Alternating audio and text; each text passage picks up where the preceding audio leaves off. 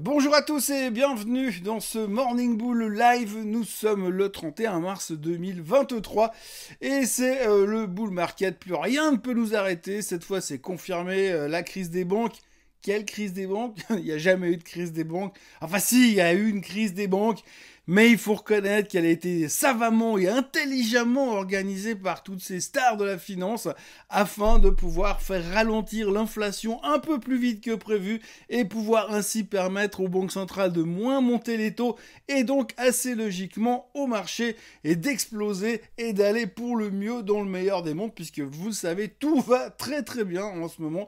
C'est exceptionnellement parfait, il n'y a aucun souci et en plus c'est le printemps. Bon, il fait pas encore super beau, mais c'est le printemps.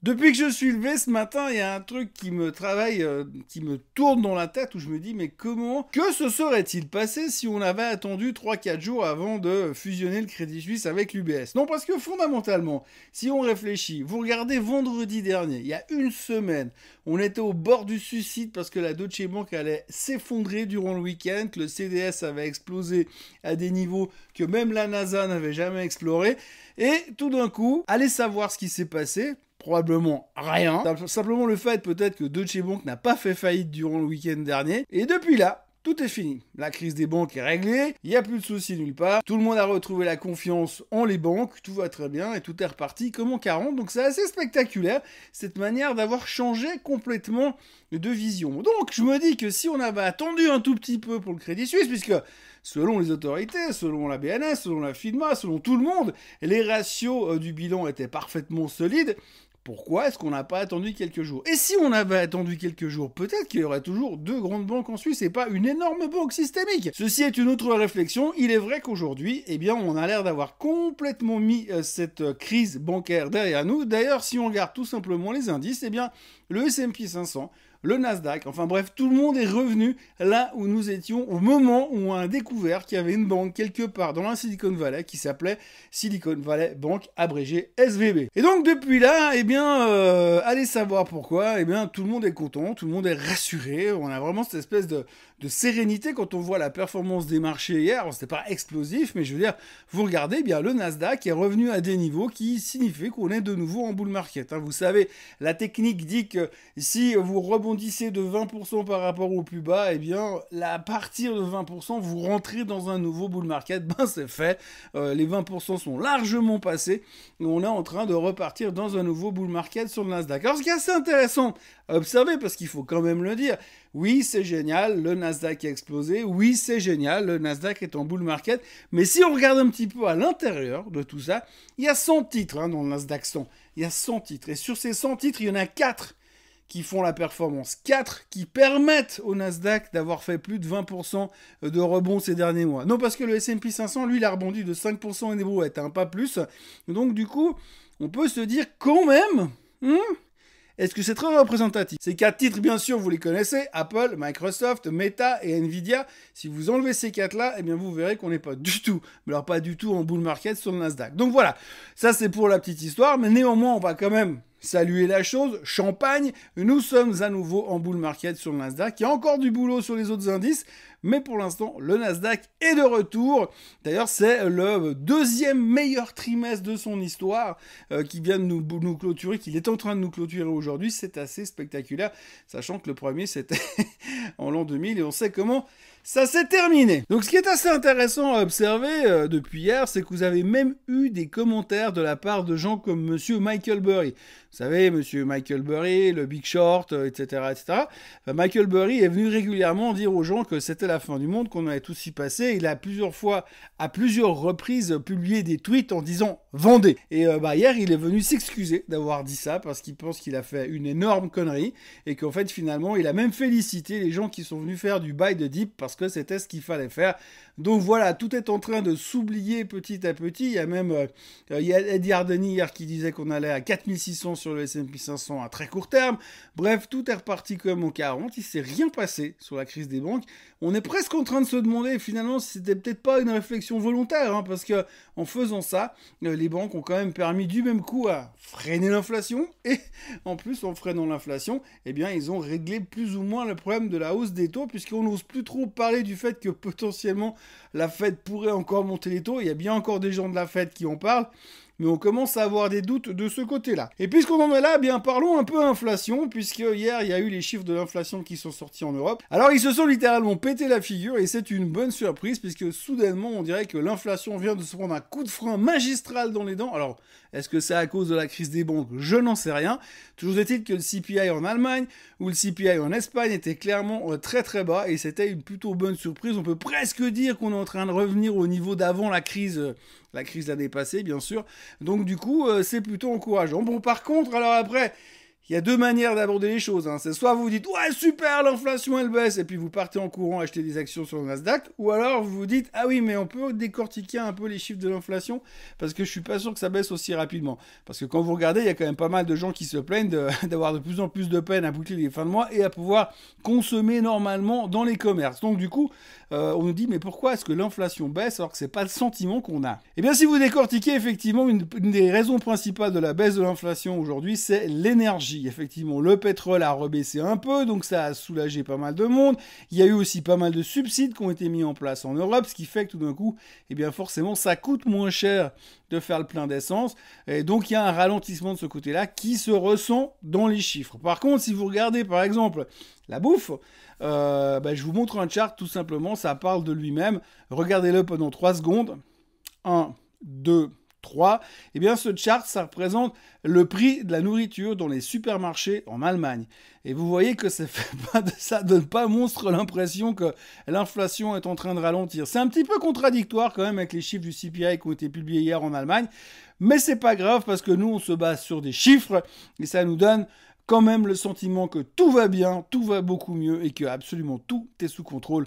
Merci les banques centrales. Donc il va falloir surveiller prochainement et attentivement le comportement de ces chiffres de l'inflation, voir comment ça va évoluer ces prochains temps. Hier, il y a un monsieur de la Banque Centrale Européenne qui a parlé en disant qu'il ne fallait quand même pas vendre la peau de l'ours avant de l'avoir tué, parce qu'il pourrait y avoir des surprises ces prochains mois, et la Banque Centrale Européenne n'a aucunement l'intention de changer son fusil d'épaule en ce qui concerne les taux, ce qui veut dire que lors de la prochaine réunion de la BCE, nous aurons encore une hausse de 0,5%, et que tant qu'on ne sera pas à 4% sur les taux directeurs en Europe, il est peu probable que ça s'arrête. Toujours au sujet de l'inflation, il y a aussi quelque chose qu'il faudra bien comprendre et bien surveiller ces prochains temps, c'est que normalement, vu la situation des banques aujourd'hui qui les ont comme ça, parce que oui, ils s'en sont sortis, mais quand même, ils ont dû emprunter de l'argent pour avoir des liquidités un peu partout, donc ils sont quand même un tout petit peu tendus, il est peu probable qu'ils se lâchent totalement au niveau prêt, au niveau de la clientèle. Hein. C'est-à-dire que si vous avez besoin d'un prêt pour votre entreprise, pour un prêt immobilier, pour un prêt à la consommation, ça risque d'être un tout petit peu moins drôle ces prochains temps,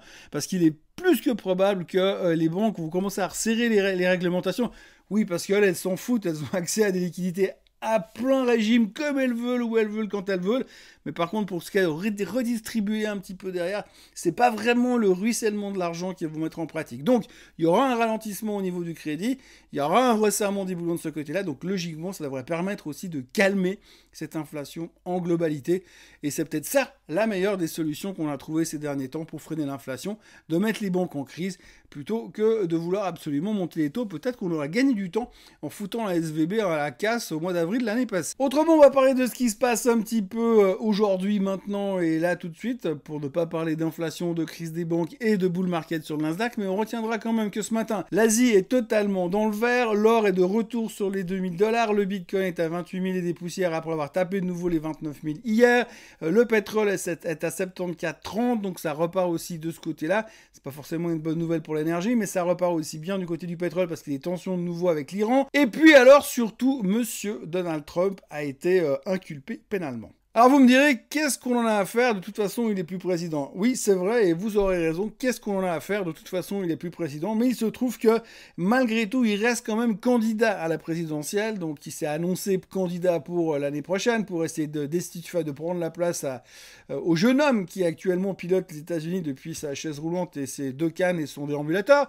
Et donc, Monsieur Trump est en train de lutter pour essayer de revenir à la place de président. Alors, est-ce que c'est bien, est-ce que c'est pas bien? J'en sais rien. En tant que chroniqueur boursier, pour moi, ça me donne du boulot. Parce que quand il était au pouvoir, c'était quand même facile de raconter des trucs. Il y avait toujours un nouveau truc à dire. Mais là, en l'occurrence, il y a un autre problème qui est en train de se pointer. Ils vont devoir trouver un accord pour régler le problème de Donald Trump. Quand je dis ils, c'est les républicains et les démocrates. Parce qu'aujourd'hui, on se retrouve dans une situation hyper délicate.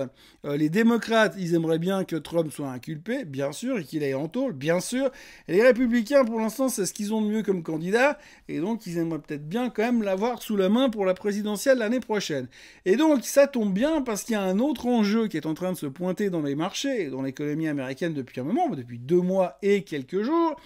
Eh bien, c'est le plafond de la dette. Alors, souvenez-vous, le plafond de la dette, on en a parlé et reparlé, je vous avais dit qu'on en reparlerait. Pour l'instant, le plafond de la dette a été atteint le 19 janvier, donc ça fait bientôt 2 mois et 12 jours qu'on a atteint ce niveau de plafond.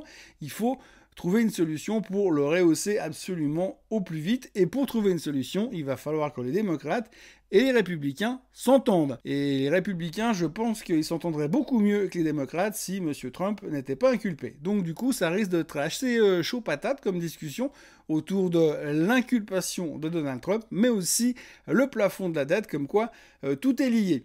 Et puis alors, j'aimerais bien, franchement, j'adorerais vivre une période où les États-Unis font défaut sur leur dette, mais je pense pas que c'est ce qu'on a besoin aujourd'hui, parce que là, alors comme choc catastrophique et exogène, ce serait quand même assez spectaculaire, et je pense que du coup, ce qu'on a vécu ces dernières semaines, ce serait les vacances, et ce qu'on a vécu en 2008, ce serait des grandes vacances. Dans les news qu'il faut retenir d'hier soir, on notera que Virgin Orbit a licencié 85% de son staff hier soir, donc ça veut dire plus ou moins la faillite.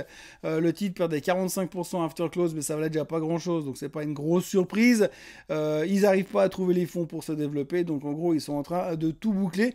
Alors Virgin Orbit, il faut pas confondre avec Virgin Galactic, puisque Virgin Orbit, ils envoient des satellites dans l'espace et que Virgin Galactic envoie des êtres humains. Enfin, on sont en train d'essayer d'envoyer des êtres humains, donc c'est pas tout à fait pareil. Virgin Galactic est pour l'instant toujours là. On notera aussi qu'il y a, pas des rumeurs, mais il y a un analyste qui a publié un rapport hier aux États-Unis en disant que la meilleure stratégie à mettre en place aujourd'hui pour Apple serait de racheter Disney pour avoir ainsi accès à tout l'empire Disney, mais surtout au catalogue média de Disney. Et donc c'est un peu le challenge du moment. Et selon le calcul qui a été fait par cet analyste, eh bien ça voudrait dire que les deux sociétés ensemble vaudraient beaucoup plus que séparément, et ça ferait progresser la market cap d'Apple de 630 milliards de dollars pour ces prochains temps. Donc c'est un challenge qu'elle met en avant, c'est une dame qui pense qu'effectivement ça serait pas mal que Apple vienne racheter Disney, donc à surveiller si ça faisait vibrer quelques idées, quelques neurones dans l'esprit de monsieur Tim Cook. Et puis alors, mauvaise nouvelle de la journée, monsieur Jim Cramer a déclaré ce matin qu'il ne voyait pas de signe comme quoi la récession arrivait. Alors comme monsieur Jim Cramer, depuis une année et demie, il est vraiment hyper fort en termes de timing pour être systématiquement à l'envers des prédictions.